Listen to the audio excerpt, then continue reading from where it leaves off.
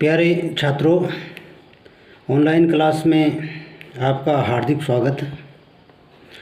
क्षितिज काव्य खंड में पहला पाठ है सूरदास, और सूरदास का पहला पद आपको पढ़ाने जा रहा हूँ।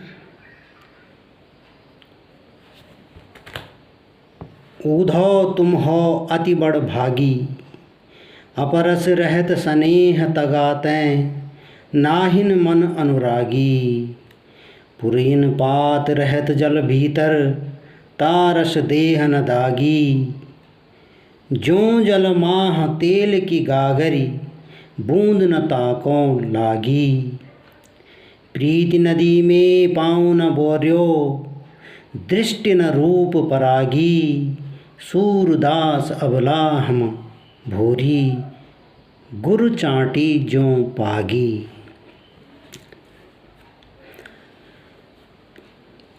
गोपियाँ श्री कृष्ण से अनन्य प्रेम करती हैं और कृष्ण गोपियों को गोकुल में छोड़कर मथुरा चले जाते हैं और विरहिणी गोपियों को एक निश्चित आने की अवधि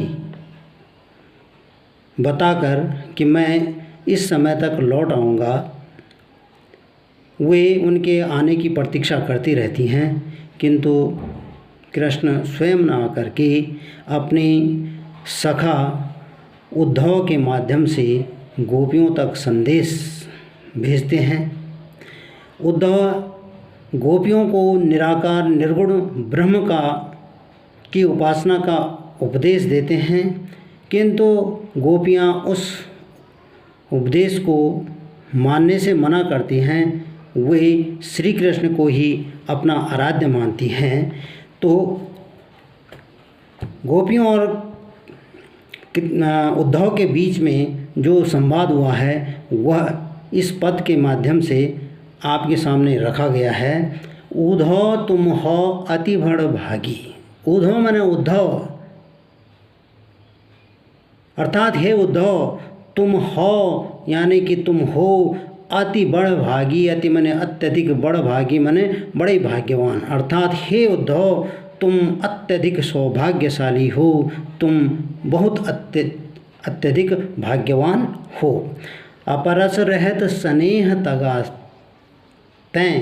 अपरस का मतलब होता है विरक्त, विलग रहना, अनासक्त रहना। स्नेह तगातें, स्नेह तगा मन स्नेह रूपी धागे, तय मन से, अर्थात तुम स्नेह रूपी धागे से विरक्त हो, अनासक्त हो, अलग हो। अर्थात तुम्हें किसी से स्नेह नहीं हुआ, तुम्हें किसी से प्रेम नहीं हुआ है, तुम किसी के प्रेम रूपी धागे की डोर से नहीं बंधे हुए हो। और नाहिन मन अनुरागी, और नाहिन नहीं मन अनुरागी, अनुरागी मन प्रेम करने वाला, और न तुम्हारा मन किसी से प्रेम करने वाला है। अर्थात न तुम्हारे मन में किसी के प्रति प्रेम की भावना उत्पन्न हुई है।